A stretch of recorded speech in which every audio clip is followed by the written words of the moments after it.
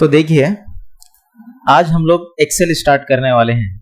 Excel बोल तो क्या, जैसा कि वर्ड का इस्तेमाल हम लोग डॉक्यूमेंटेशन करने के लिए यूज़ कर रहे थे, कुछ भी लेटर हो या फिर डॉक्यूमेंट हो, सीवी हो, बायोडाटा हो या फिर अपने पम्पलेट्स हो या फिर बुक टेक्स्ट बुक हो, क्वेश्चन पेपर्स हो, ऐसा काम करने के लिए हम लोग क्या कर रहे थे, वर्ड का इस्तेमाल कर रहे थे। ऑफिस में ये काम नहीं, इसके अलावा और दूसरा काम भी रहता। कौन सा काम रहता?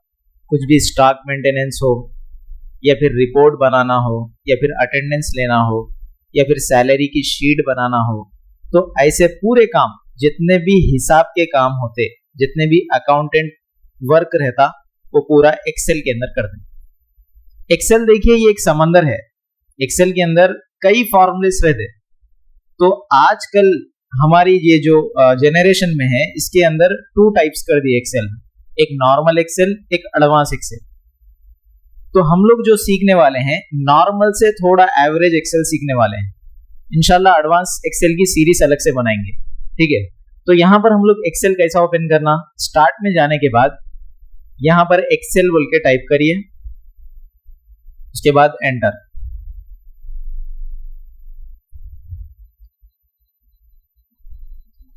उसके बाद फिर यहाँ पे ब्लैंक वर्कबुक। अब हम लोग यहाँ पर कौन सा वर्जन यूज कर रहे हैं, फाइल के अंदर जाने के बाद एक बार अकाउंट में जाके देख लीजिए, यहाँ पे ऑफिस 365 यानी लेटेस्ट वर्जन। अब मैं इससे पहले भी वर्ड के जब बोला था आप लोगों को, एमएस ऑफिस में 2019 से लेके यहाँ तक के सेम वर्जन्स रहते, मगर थोड़े थोड़े अपग्रेड होते हुए चले गए। अब जो करंट वर्जन चल रहा वो है ऑफिस 365, ठीक है। तो अब यहाँ पर सेम एज इट इज हम लोग पहले क्या करना है, यहाँ पे ये मेनूज के बारे में देख लेंगे, ठीक है। ये पहले ऊपर क्या बोलते हैं इसको, टाइटल बार, जो इससे पहले भी मैं आप लोगों को बताया था। और ये है मेनू बार, और ये है पूरे फॉर्मेटिंग ऑप्शंस, और ये पूरे कंप्लीट यहां से लेके यहां तक जो दिख रहा, ये है हम लोग का फॉर्मूला बार। यहाँ पे देखिए कर्सर रखते हैं कि आपके कर्सर के पास पूछ रहा है कि ये फॉर्मूला बार है। और इसके लेफ्ट साइड में ये A1 बोल के दिख रहा, देखिए मैं थोड़ा इसको यहाँ से स्ट्रेच कर रहा हूं, ये है हम लोग का सेल एड्रेस, जो नेम बॉक्स के नाम से आया, इसको बोलते हैं हम लोग सेल एड्रेस। यहाँ यानी यहाँ पर ये जो शीट है कंप्लीट, यहाँ पे नीचे देखिए शीट 1 बोल के दिखा रहा, और एक्स्ट्रा शीट्स आने के लिए हम लोग यहाँ पे प्लस सिंबल पे भी क्लिक कर सकते, ओके। तो यहाँ पर ये A B C D जो दिख रहे हैं, ये है हम लोग के कॉलम्स, और ये जो 1 2 3 बोल के दिख रहे हैं, ये है हम लोग के रोज, और एक बॉक्स को बोलते हैं सेल। और यही सेल कहां पर कंबाइन हो रहा, यानी कॉलम और रो के अंदर, वो यहां पर दिखाता E7, इसी को बोलते हैं हम लोग सेल एड्रेस। समझ में आया? जहां पर हम लोग क्लिक करेंगे वहां पर आपका कॉलम और रो कौन सा है, उसका सेल एड्रेस यहां पर दिखाता, ओके। अब यहां पर एक शीट के अंदर कितने कॉलम्स कितने रोज रहते, आइडिया है आप लोगों को?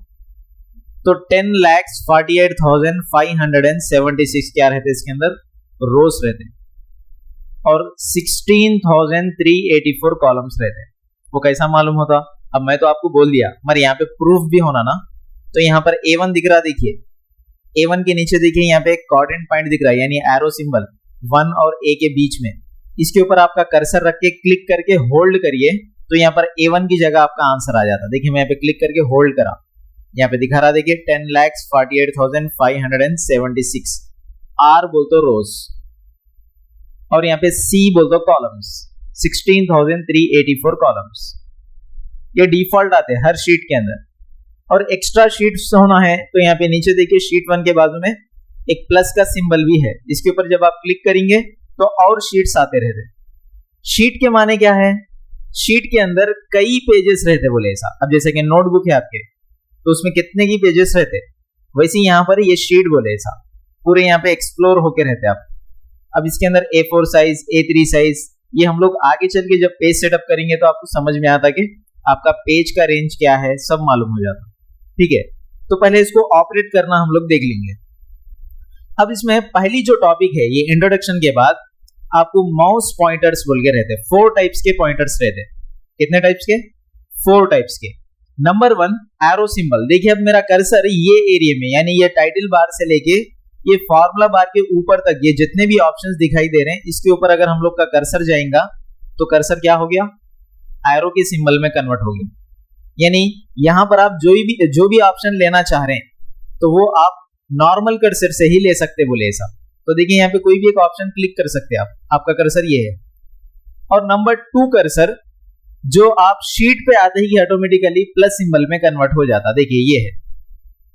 अब इसका काम क्या है यहाँ पे, इसका काम ये है कि आप जो भी लिखे या फिर नॉर्मल एम्प्टी बॉक्सेस है उसको सेलेक्ट करने के लिए यूज में आता है।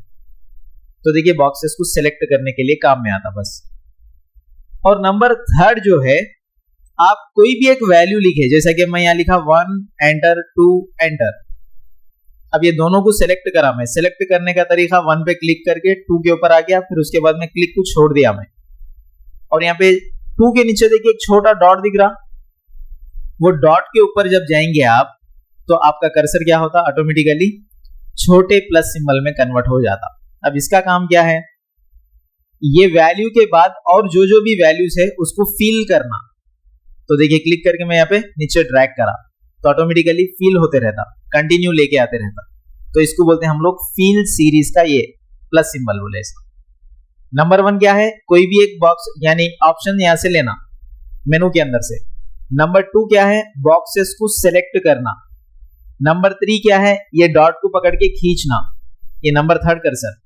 और नंबर 4 कर्सर क्या है बोल दो, अब यहां पर आप जो लिखे, कहां पर लिखे, F कॉलम में लिखे, यहां से हटा के दूसरी जगह मूव करना चाह रहे आप तो ये जो कर्सर दिख रहा ना, ये कर्सर के ऊपर आप ये जो बॉर्डर दिख रहा ना, ये बॉर्डर के ऊपर जाने से आपका कर्सर जो है डबल कर्सर में चेंज हो जाता। और इसका काम क्या है, आप क्लिक करने के बाद यहां से आप ड्रैग कर सकते, देखिए यहां से मूव हो गया। तो ये 4th कर्सर का काम क्या है, आपके वैल्यूज को मूव करना। समझ में आया। अब उसके बाद ये 4th कर्सर के बाद में सेकंड जो टॉपिक रहती है हम लोग की फील सीरीज के नाम से रहती। फील सीरीज बोल दो क्या, जैसा कि 1 2 को हम लोग सेलेक्ट करके ड्रैग करें, इसी को फील सीरीज बोल दो। अगर आप यहाँ पे ऑड लिखे या फिर इवन लिखे, हमारे यहाँ पे कंडीशन क्या है बोल दो, कंपलसरी 2 वैल्यूज लिखना। अगर सिर्फ एक ही वैल्यू लिखेंगे आप, अब यहाँ पे 1 बोल के लिखे आप, इसको क्लिक करके ड्रैग करेंगे तो आपको 1 देता रिपीट, क्योंकि सिस्टम को नहीं मालूम है इसके बाद का जो आप पॉइंट देना चाह रहे हैं यानी वैल्यू देना चाह रहे हैं, उसके बाद सिस्टम को नहीं मालूम। इसीलिए आप क्या करना, 2 वैल्यू देना और सेलेक्ट भी बराबर करना। अगर आप लिखे बराबर सिंगल पे सिलेक्ट करें यानी सिंगल सेल पे क्लिक करने के बाद आप ड्रैग करेंगे तो आपको फिर के वही वैल्यू देता। आप सिलेक्शन भी सही से करना है बोले ऐसा। तो मैं यहाँ पे क्लिक करके ऐसा ड्रैग करा, यानी बॉक्स के बीच में रहना आपका सेल यानी कर्सर। उसके बाद इसको आप ड्रैग करिए नीचे, फिर ये डॉट को पकड़ के ऐसा नीचे खींचिए, तो जो मॉडल में है उसी मॉडल में आया था। अगर आप डिस्टेंस देना चाह रहे हैं जैसा कि 5 के बाद में 10 आना है हम लोग, तो 2 वैल्यूज दे दिए, सेलेक्ट करें, फिर इसको ड्रैग करिए। ओके, तो इस वाले टाइप से हम लोग कर सकते हैं। अब इसके साथ ही साथ आप डेज भी कर सकते हैं, जैसे कि संडे। अगर आप लॉन्ग लिखेंगे तो पूरे लॉन्ग मॉडल में ही आते। अगर आप शॉर्ट लिखेंगे जैसा कि सन बोल के लिखा तो इसको हम लोग ड्रैग करते ही पूरे आ जाते। अब यहाँ पे देखिए मैं सिर्फ सन बोल के लिखा, इसके बाद फिर मंडे बोल के नहीं लिखा मैं, क्योंकि ये स्टैंडर्ड डेज है, क्योंकि सिस्टम को मालूम है 7 डेज ही रहते बोल के। इसीलिए आप कोई भी एक डे लिख दे के आप ड्रैग करेंगे तो उसके बाद के डे क्या होते, रिपीट होते रहते। मगर वैल्यू के अंदर इसके बाद ये वैल्यू रहती बोल के नहीं रहता, क्योंकि फॉर्मूलेस भी आते ना इसमें आगे चल के, इसीलिए सिस्टम कंफ्यूज हो जाता कि इसके बाद कौन सी वैल्यू लिखना चाह रहे हैं बोल के।